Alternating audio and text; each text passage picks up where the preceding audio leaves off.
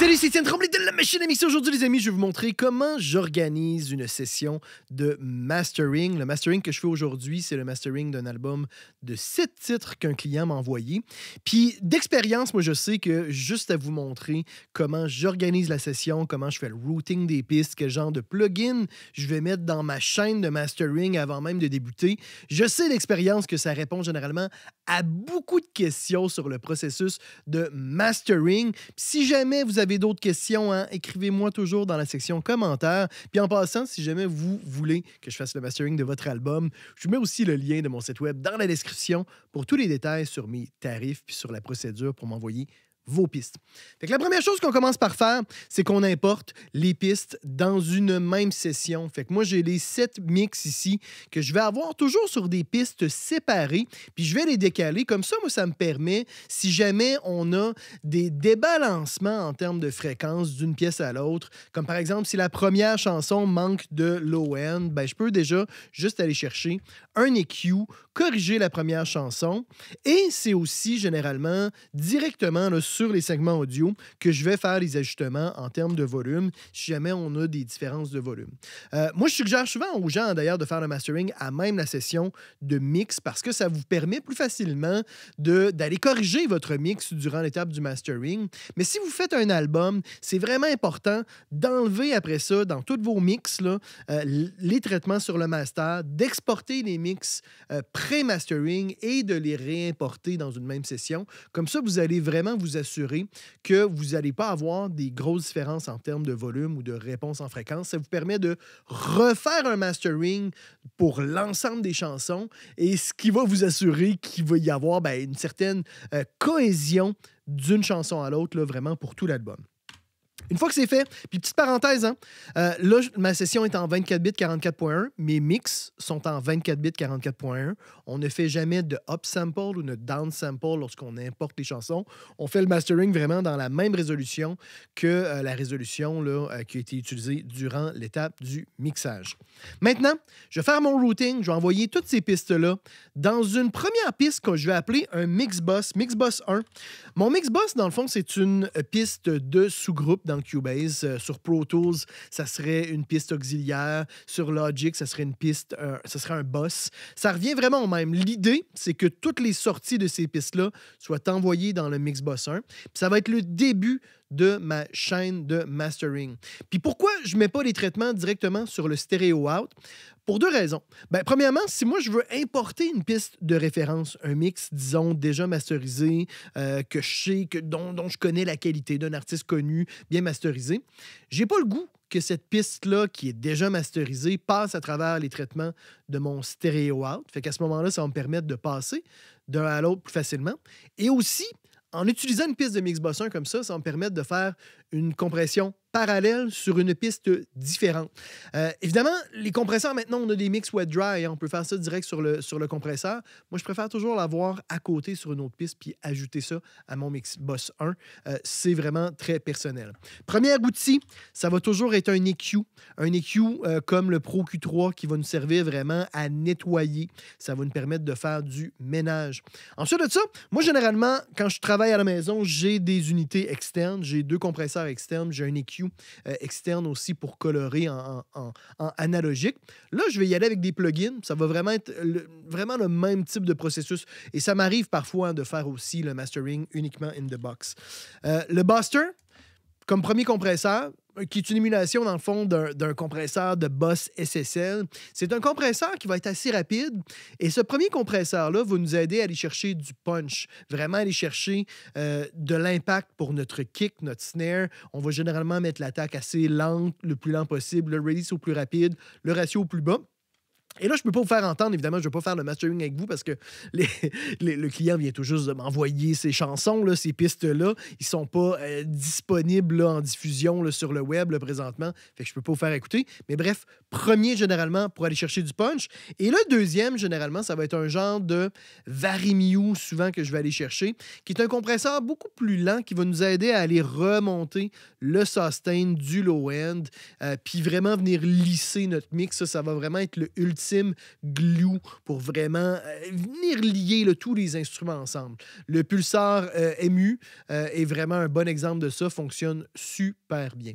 Ensuite de ça, je vais généralement aller chercher un EQ pour colorer. Ça va être un EQ souvent de mastering. Là, je mets des guillemets parce que on pourrait utiliser aussi un Pro Q3, mais souvent des EQ comme le Pulsar Massive ou le UAD, là, le Massif Passif de UAD, c'est des émulations d'EQ passifs qui vont vraiment bien fonctionner pour colorer vraiment l'ensemble du mix parce que c'est pas des EQ. Si je prends par exemple le Massif Passif là, de Pulsar qui a une interface là, visuellement, on a justement là, un meilleur visuel là, pour les Q. Comme vous voyez, là, la cloche, là, même si je le mets là, au plus narrow, au plus petit, au plus précis, ça reste des cloches qui sont très, très larges. Fait que c'est vraiment pour recalibrer, tout monter les hautes fréquences, tout monter les basses ou réduire les low mid.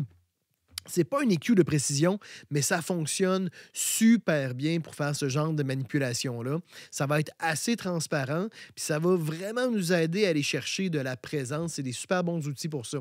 Après, moi, dans ce type d'EQ-là, il y a aussi le Musec de Elysia que j'aime bien, qui fonctionne vraiment très, très bien.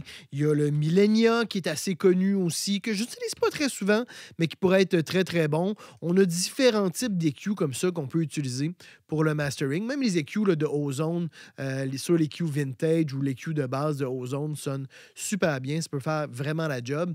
Fait que bref, on va un EQ pour colorer à ce moment-là vraiment notre mix. Puis ça, ben, c'est bien justement d'écouter nos références dans ce temps-là pour qu'on réalise, ah, OK, ben, l'ensemble de mes mix sont trop dark, l'ensemble de mes mix ont trop de basses fréquences, je devrais toutes les réduire au complet. Ça me permet juste de recalibrer selon nos références, là.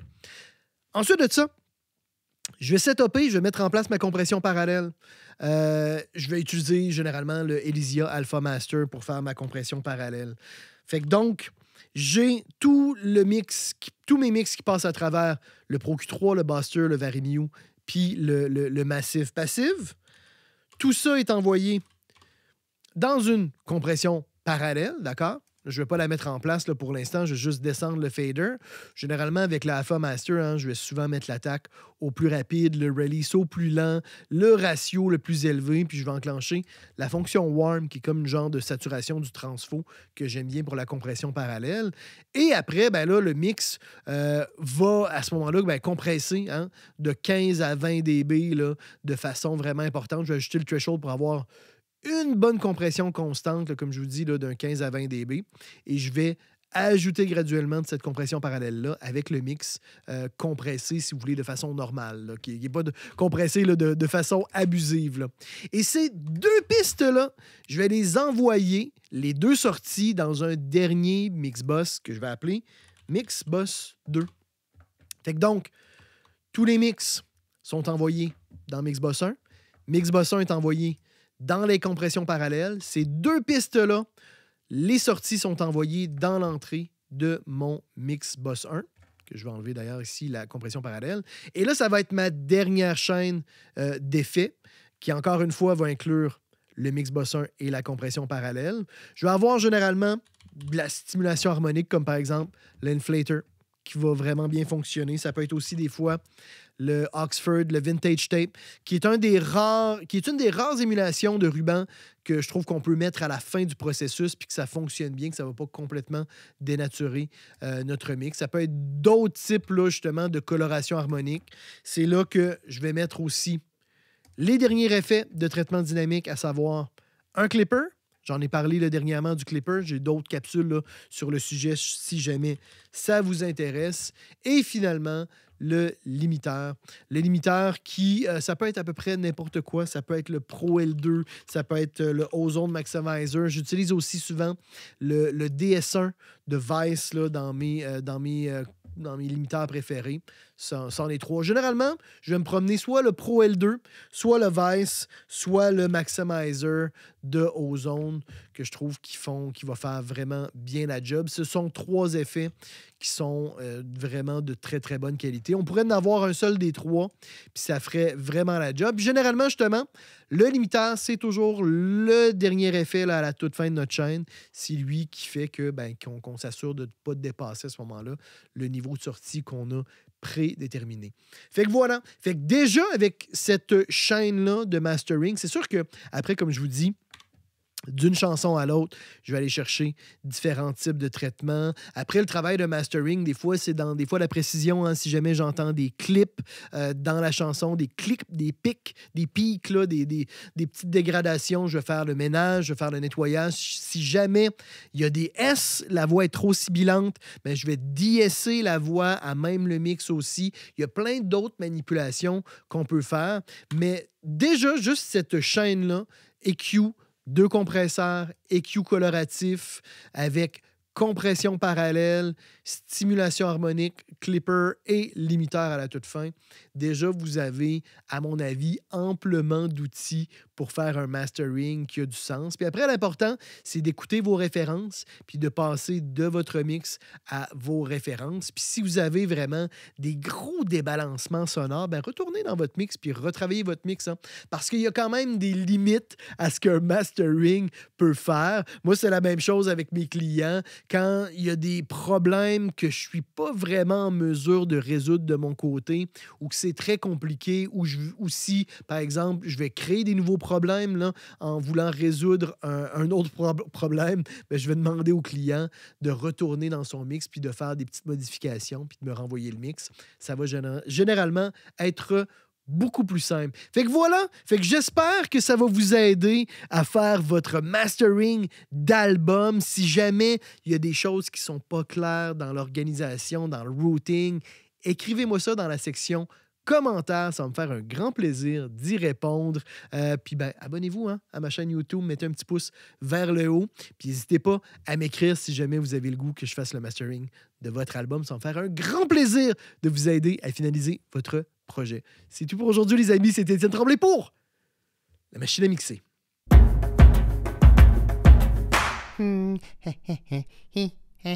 Abonne-toi.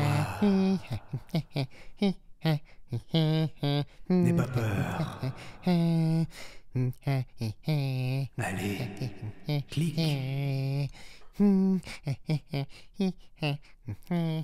Abonne-toi.